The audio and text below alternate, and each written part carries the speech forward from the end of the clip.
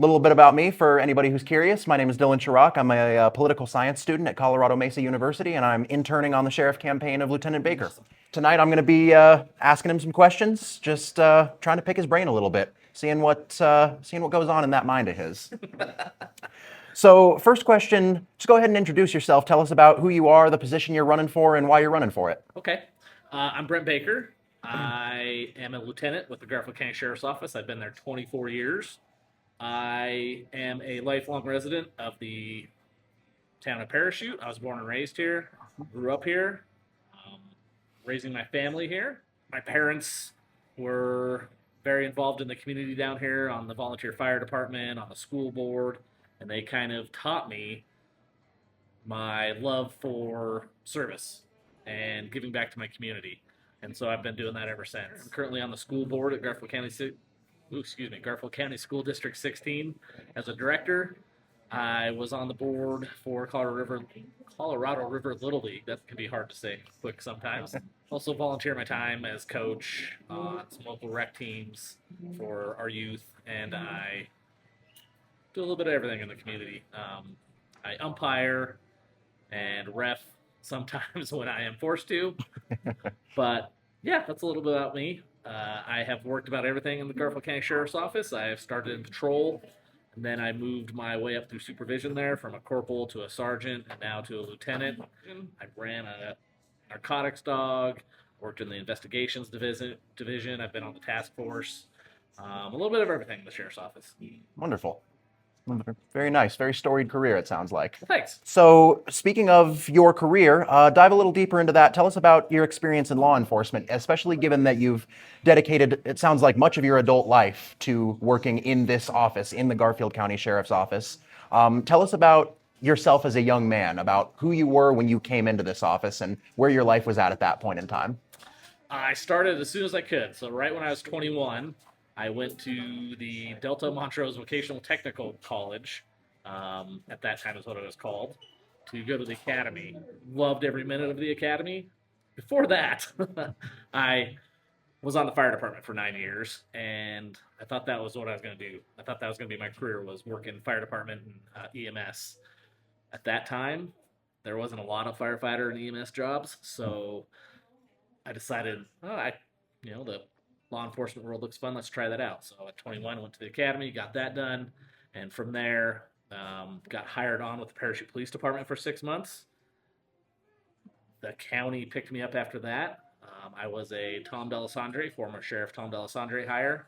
I worked for him for 6 months, and then Sheriff Valerio came in, and I've been with him since. Being a young police officer at 21, 22, in 2001, 2002, here in Garfield County was very interesting.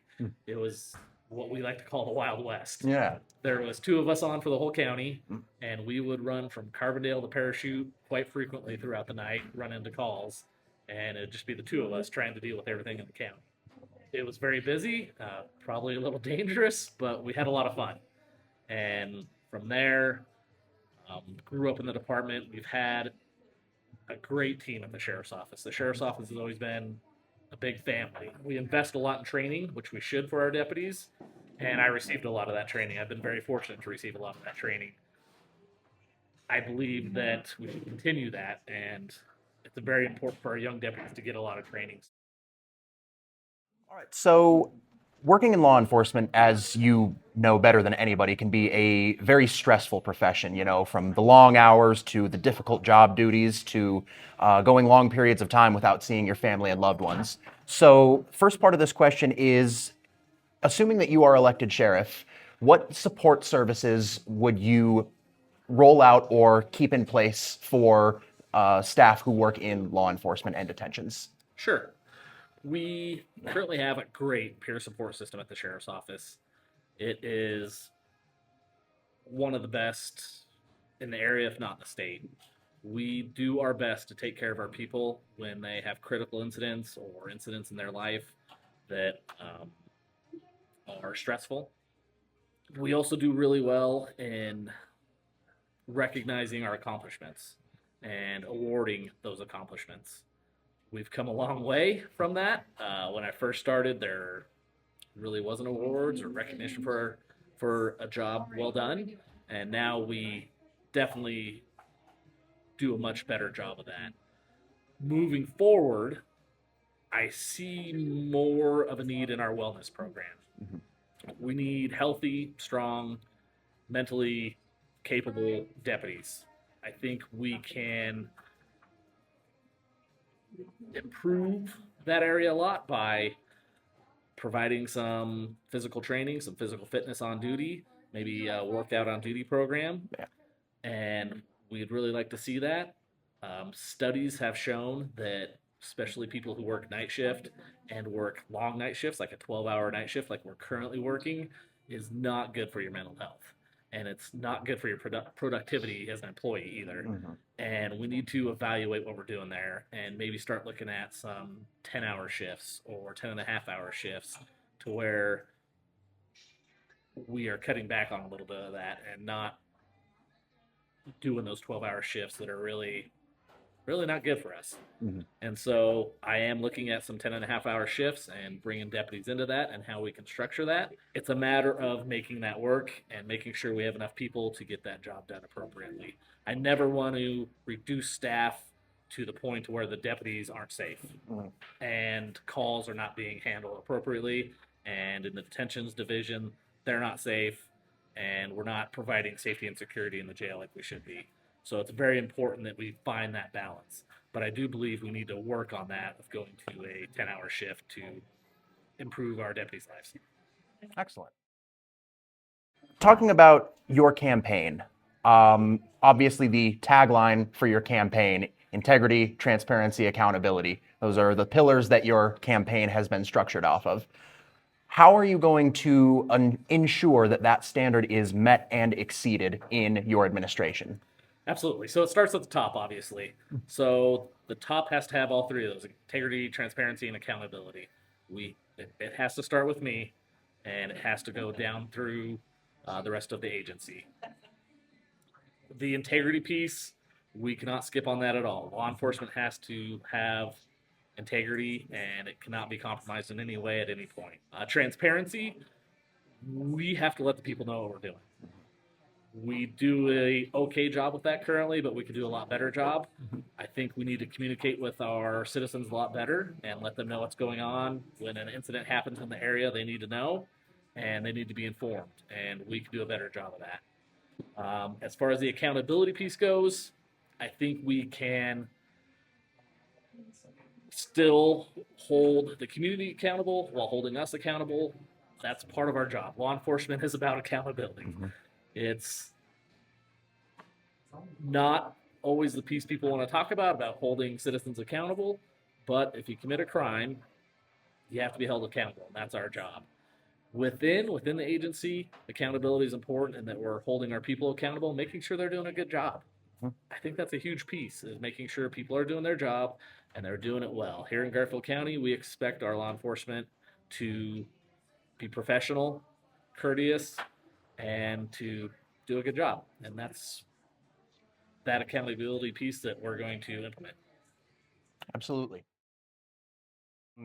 A lot of young voters have mentioned in surveys across the country, across all levels of law enforcement, that one of the things that they are growing increasingly concerned about is how mental health of people interacting with police is treated. Specifically, people who may be suffering from mental health crises, be it as a result of mental illness or substance abuse or what have you. So the question is, how do you feel that law enforcement and detention staff should help these individuals beyond simply interacting with them?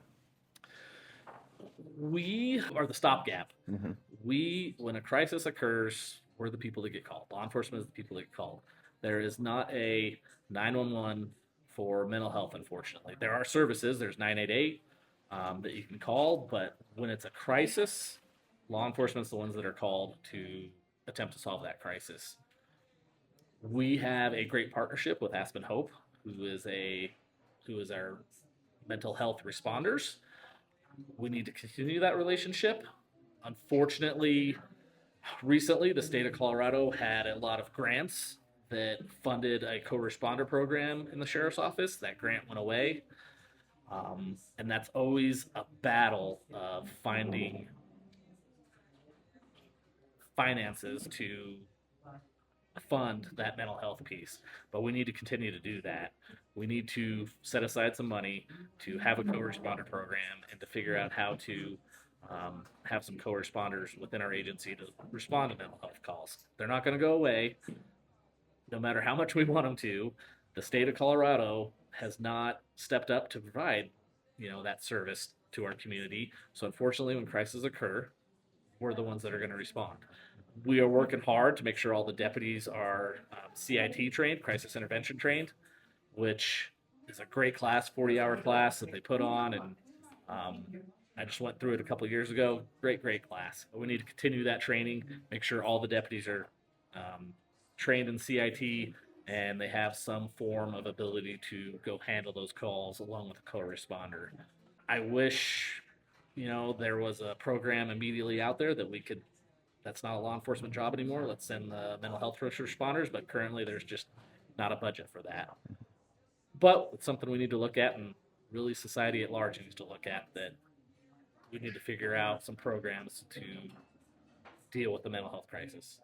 Kind of staying on the topic of young people, especially in those who may be skeptical of law enforcement, how do you reach out to young people who may not necessarily view law enforcement as allies? It's about this right here. It's about conversations. It's about talking um, and having those conversations and breaking down those barriers. I think if the younger generation had a understanding of law enforcement and law enforcement had a better understanding of the younger generation, that would break down a lot of those barriers. The biggest thing we currently do to break down those barriers is our SROs, our school resource deputies, who are currently in a couple schools here around the county. Those deputies spend every day, all day, with kids in the classrooms and kids in the schools, breaking down those barriers. And I'm proud to say that those deputies do an excellent job. They're very experienced deputies who've been doing it a long time.